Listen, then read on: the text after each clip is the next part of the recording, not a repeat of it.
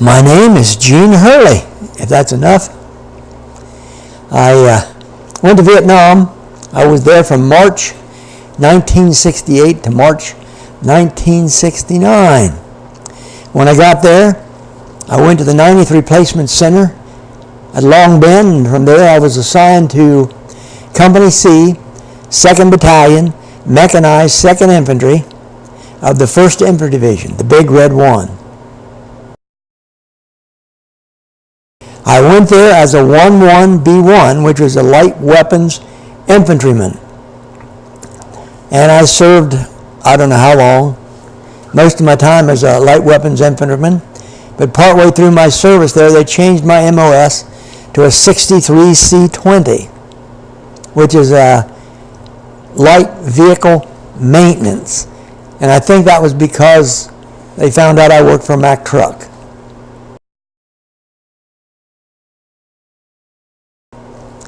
Vietnam is a tropical paradise. It's a beautiful country. Pineapples grow wild in the fields and bananas grow wild on the trees. There are large fields, valleys as far as you can see of flowing grass about 4 or 5 foot tall that blows in the breeze like our wheat fields. It's just beautiful. The sun shines every day, 365 days a year. Even during the rainy season, it shines every day.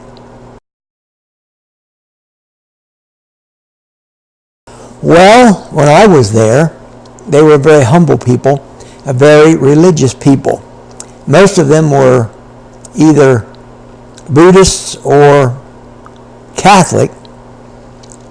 And I talked with the Buddhists one day, and I asked them what they were, and they said they were ancestral worshipers. And I said, "You mean you keep records of your ancestors back for generations?" And they said, "Yes, we do."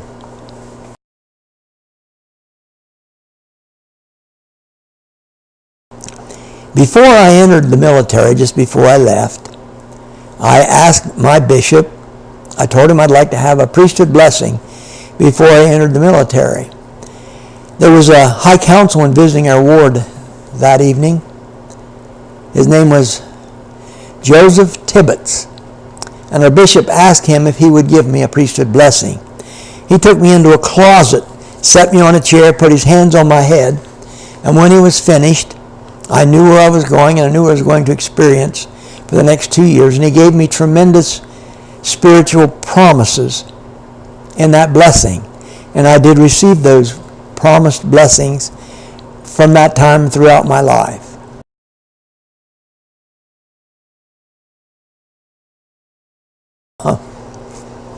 We were out going through the jungle, and I looked over to my left and then over to my right at the track on each side. I was in the mechanized infantry. I was in personnel carriers.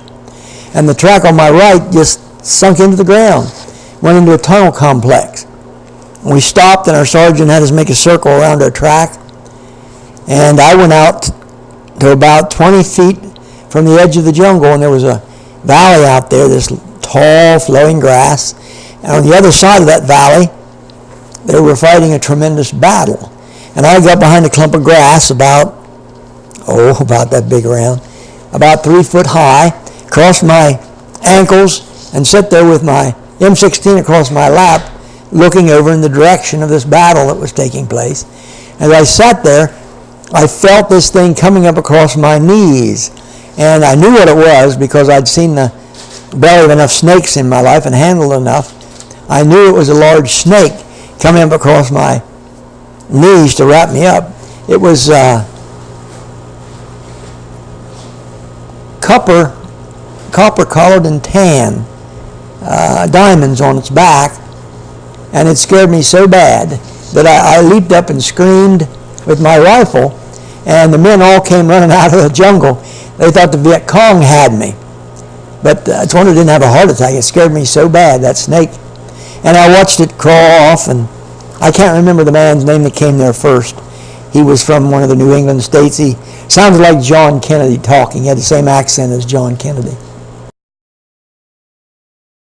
Well, in a night defensive position, at night, they would send 2 men out north, east, south, and west, 2 to each position. And you'd go out there in the jungle, the 2 of you, and you had a radio. And you would sleep 1 hour and then watch 1 hour. It's called an observation post. We would lay with our chin on our hands watching the horizon for movement. If something was to move, the sky was always a little lighter than the ground was. Everything was black on the ground, but it was a little lighter, and you could see things moving against the horizon. And as I would sit there trying to sleep, this man I was with, he would just snore, and you'd hear it rattling down through the jungle. And I'd wake him up and I'd say, "Hey, you got to stop that snoring." And he'd go right back to snoring right away. And so I asked him to sit up, fold his arms, put him on his knees, and lay his head down on his knees and sleep. And he did. He laid his head down, he went, and he snored just the same. But we made it through the night, and everything was fine. One evening, I was sitting in the barracks in Kaleb base camp. There was a man right inside in the corner of the hooch we were in. He was drinking whiskey and smoking pot. And after a while, I was writing a letter to my wife. And after a while, he started to say crazy things. And he was sitting there and he said, "I'd like to kill people." He said, "If I walked down the street and I saw someone and I didn't like them, I'd just kill them." And he said, "The only reason I don't is because they would lock me up." Well, after a while, he came over to me and he looked at me and he said, "Hurley, I'm going to kill you." And he reached out with his hands and tried to put his hands around my throat, and I pushed him away. And he came back again, and I pushed him away again. And he came back the third time, and I pushed him away, and I just snapped. I jumped up and hit him and knocked him across my bunk. And as soon as he hit the floor, the door flew open, and in come Pops. Pops grabbed him, picked him up, put him on the bunk next to mine, face down, and sat on him. And he was there squirming and trying to get up like a turtle. Later that night, I forgot about it. I didn't right away. About midnight, Lawrence Waldesoffer and I were outside the hooch in this little bunker. We were getting short, and we wanted to make it. We made it this far, and so we would sleep in this bunker, and the rest of the guys would laugh at us. Well, about 12 o'clock, we got incoming rockets everywhere, hitting the trees and exploding all over the place. A lieutenant next to the hooch I was in ran out with his flak jacket on and his steel pot, and a little piece of metal hit him in the back of the neck and killed him. Well, about 2 o'clock in the morning, I heard this charging handle on an M16 rifle being pulled back. That loaded the first round into the M16 rifle, and it's ready to fire. The next thing I heard was this man who tried to kill me coming down this ramp that was made to get into this bunker, and he had his M16 rifle under his shoulder with his hand on the trigger and his own automatic. And the guys would come in because of the rocket attack, and they were sleeping on the floor between Lawrence Waldesoffer and I. And they were laying everywhere like sardines. And as he was coming down the ramp, he's hollering, "Pops, Pops, we're not in New York now." And Pops said, "Yeah, and I'm not down south." And Pops jumped up, grabbed him, and just carried him up the ramp. And I forgot about it. Went to sleep and forgot it even happened. Well, I didn't know it, but Pops took him in the first sergeant's hooch, sat him on a chair, and tied him to the chair. And he spent the night tied to the chair. Well, in the morning, the sergeant asked me to come over to his hooch, and I went over, and he said, "Hurley, I heard you were in a fight last night." And I said, "No." And he said, "What about so-and-so?" Well, I completely forgot it. And if he had mentioned it, even to this day, I still wouldn't remember that happening because it was gone. I forgot it. I said, "Oh, yeah, but he was drinking whiskey and smoking pot." And I explained to him what happened. And he said, "Hurley, from now on, if anybody wants to fight you, I'm a boxer. You come get me and let me fight him. I didn't even know this guy. I knew his name at the time, but that's all. And he wanted to fight my battles for me.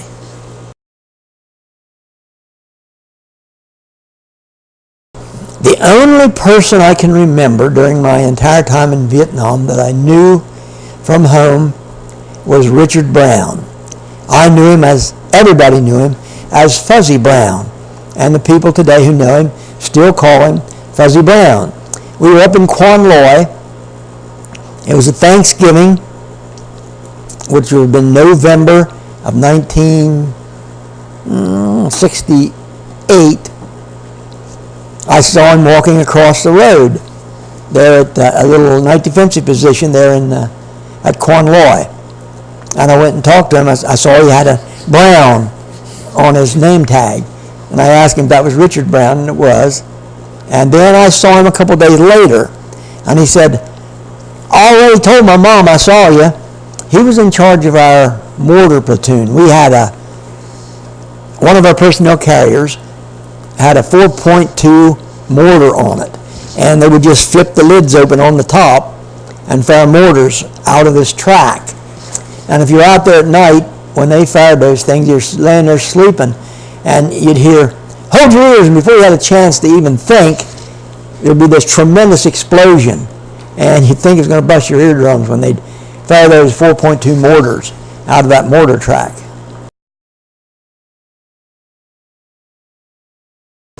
Well,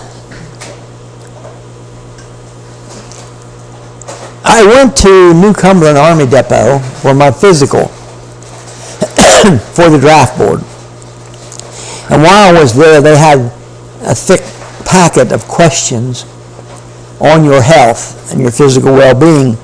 They had questions like, do you get car sick, air sick, and seasick? And I did. I checked yes, yes, yes. Well, these doctors would come around. They'd go through. There were 4 or 5 of them walking around checking everybody. And one of these doctors walked up to me and he said, it says here you get car sick, air sick, and seasick. I said, yes, I do. He said, how did you get here today? I said, I went to Chambersburg. They put us on a bus, brought us here on the bus. And then he said, did you get sick?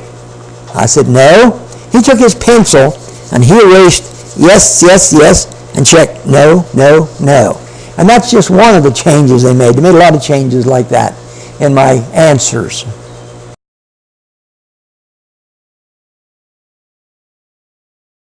Well, she was all alone with no family, but she survived. We survived. She seemed to make it okay. Well, I didn't have too much problem. Just one example, though. On the 4th of July, I went to walk out my back door. I took one step out the door and heard this boom, and I just froze. And I waited to hear the sound, boom. In Vietnam, you'd hear this sound off in the distance, and then you'd hear these rounds coming, whistling and exploding. And I just waited and waited and waited for that round to come whistling in there and explode. Later, I found out in Waynesboro, they were testing the fireworks for the 4th of July celebration. But it affected me. I left in March, and then 4th of July, it still affected me that much that when I heard that sound, I just froze.